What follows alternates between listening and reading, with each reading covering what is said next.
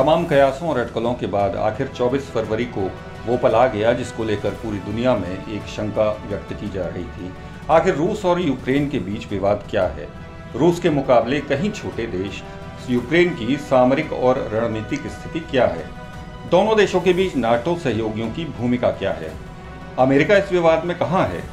Minsk समझौता क्या है जिसकी बार बार चर्चा सुनाई देती है? 2014 से ही यूक्रेन में रूस समर्थित विद्रोहियों ने तनाव क्यों पैदा किया हुआ है?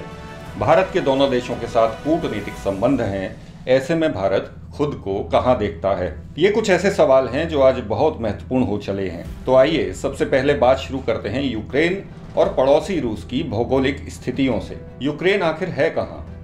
इसकी बात करें तो शायद बहुत से लोग दुनिया के नक्शे पर यूक्रेन को चिन्हित तक न कर पाएं। दरअसल यूरोप के पूर्वी कोने में पूर्व सोवियत संघ का हिस्सा रही यूक्रेन की रूस और बेलारूस से सीमाएं एकदम सटी हुई हैं।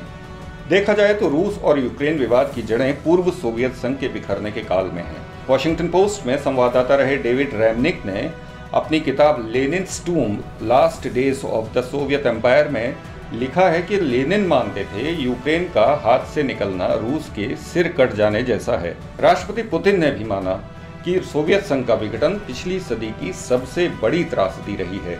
वो लगातार सोवियत संघ के बिखराव से अलग होने वाले देशों में रूस की ताकत का प्रभाव दोबारा कायम करने की कोशिश करते रहे हैं।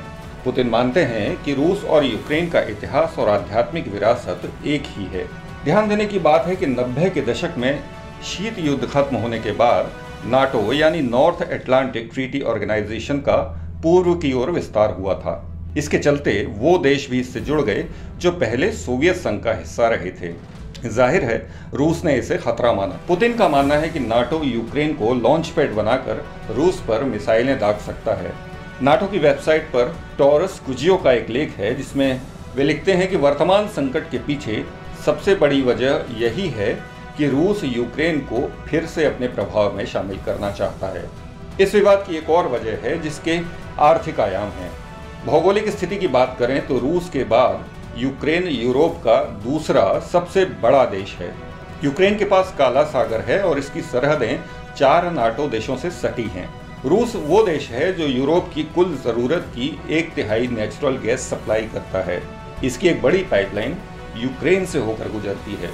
यूक्रेन को अपने प्रभाव में लेकर रूस इस पाइपलाइन की सुरक्षा को और मजबूत करना चाहता है। दिसंबर 2021 के मध्य में इस विवाद में एक नया मोड़ आया था।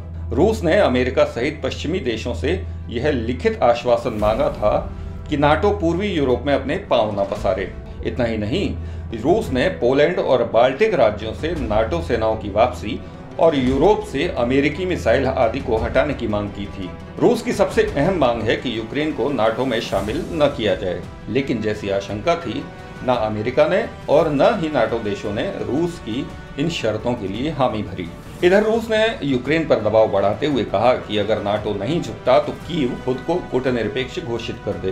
पुतिन का कहना था कि अगर नाटो उसे जबरदस्ती सदस्य बनाए रखे है तो वो अपनी तरफ से खुद को कूटनिरपेक्ष घोषित कर दे। मॉस्को ने यह आरोप भी लगाया है कि यूक्रेन 16 जुलाई 1990 के समझौते का भी पालन नहीं कर रहा है। इस समझौते में यूक्रेन ने यह वादा किया था कि वो किसी भी सैन्य गुट का सदस्य नहीं बनेगा। तब वहां सत्ता में रूस समर्थित सरकार थी, लेकिन 2014 में उस रूस समर्थित सरकार के गिरने पर यूक्रेन ने फरवरी 2019 में अपने संविधान में व्यापक संशोधन किए। इनमें यूक्रेन के नाटो से जुड़ने का प्रावधान भी शामिल है।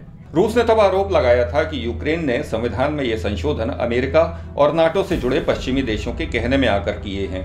इस बीच 2015 में बेलारूस की राजधानी मिन्स्क में हुआ समझौता भी एक प्रमुख पहलू रहा है। अमेरिका और नाटो देशों का रूस पर आरोप है कि वो मिन्स्क समझौते का उल्लंघन कर रहा है। उनका कहना है कि रूसी सेना के यूक्रेन में दाखिल होने के साथ ही मिन्स्क समझौता तार-तार कर दिया गया है। दरअसल साल 2014 में यूक्रेन के डोंबास इलाके में चल रहे युद्ध को खत्म करने के लिए यूक्रेन, रूस और यूरोपीय संस्था OSCE के बीच एक समझौता हुआ था। इस समझौते का मुख्य उद्देश्य था युद्ध विराम। डोंबास रूस से सटा यूक्रेन का इलाका है जहां के 2 क्षेत्रों डोनेस्क और लुहांस्क में 2014 से अलगाववादी आंदोलन छिड़ा हुआ था। विशेषज्ञ कहते हैं कि इन अलगाववादियों को रूस से वैचारिक और रणनीतिक समर्थन प्राप्त था। वहां नागरिकों की एक बड़ी संख्या रूस की ओर झुकाव रखती है। लेकिन बदकिस्मती से उक्त समझौते के बाद भी युद्ध विराम नहीं हुआ। तब एक और समझौते का खाका तैयार हुआ जिसे मिन्स्क द्वितीय कहा जाता है। इस समझौते पर 2015 में हस्ताक्षर किए गए थे। समझौते के तहत सभी पक्षों ने यह माना था कि भविष्य में विवाद का हल इसी समझौते के आधार पर होगा। लेकिन अब रूस पर आरोप है कि उसने उस समझौते को लांघ दिया है। आज जो स्थिति हम देख रहे हैं उसमें रूस के आक्रामक तेवर दिखाई दे रहे हैं। रूस की मिसाइलें यूक्रेन के अलग अलग हिस्सों पर गिर रही हैं और लोग हताहत हो रहे हैं। दोनों ही देशों ने अपने हवाई क्षेत्र बंद कर दिए हैं और अपने हवाई अड्डों पर आपातकाल लागू कर दिया है। आगे इस विवाद में क्या मोड़ आता है, यह देखना दिलचस्प होगा।